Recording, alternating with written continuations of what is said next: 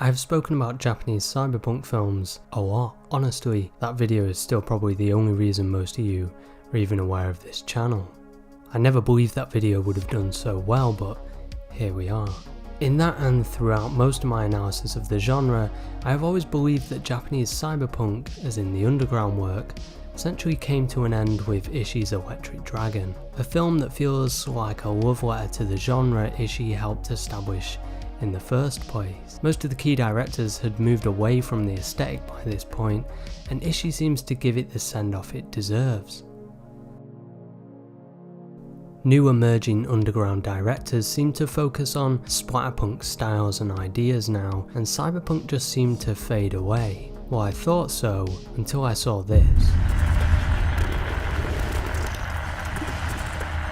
Hi, my name's Rob and welcome to the channel where we talk about the wonders of East Asian cinema. Today, AI Mama.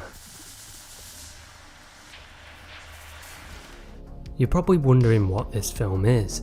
Well, I stumbled across it on Twitter by a director named Asuka. I reached out to them to see a copy of the film because it seemed interesting, and I was right. The short film is an amazing throwback to the films of Japan's underground cinema. This short film in only 4 minutes encapsulates the entire aesthetic and atmosphere of everything that makes cyberpunk great. There is a clear understanding of the genre here and an obvious influence by filmmakers like Tsukamoto and Ishii, yet there's still an original voice to the film.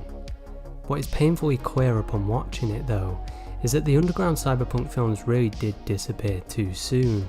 With only a handful of films falling into the movement, with a handful of directors, it's only really a small body of work to pull from.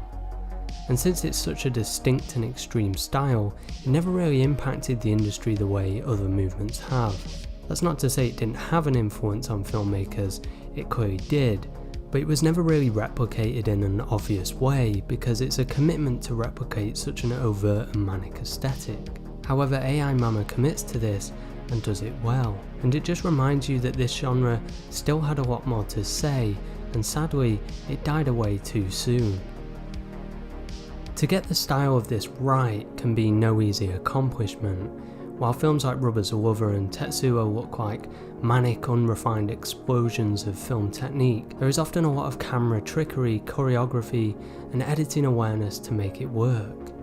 And in only 4 minutes, this short film manages to pull off similar techniques. Many of the underground cyberpunk directors didn't just make a feature-length film and nail the style the first time, it took experimentation and practice. Death Powder may be, as many would argue, myself included, the first of these cyberpunk films, and the directorial debut of Izumiya, but it wasn't without observing the work of Sogo Ishii on Burst City that I think he was able to develop the style that he did.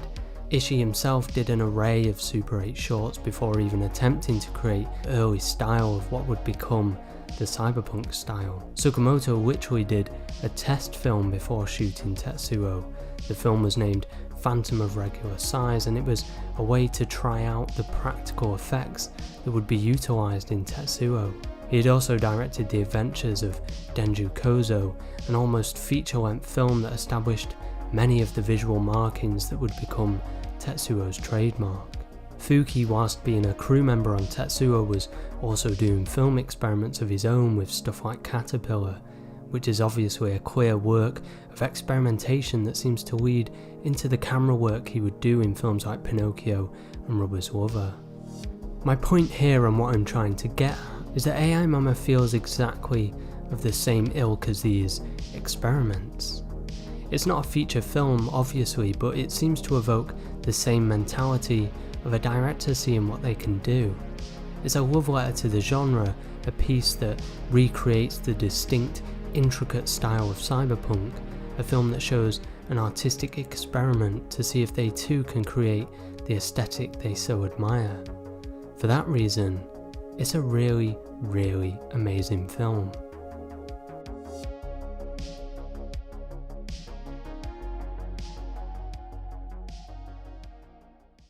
Asuka has done a fantastic job with this film, and I'm going to leave the link down below to their social media so you can keep up to date for when the film is available to see, as I know some of the people of this channel like that style of film and want to see more of it. So make sure to follow them on all their social media below so you can keep up to date with when the film will be available to see.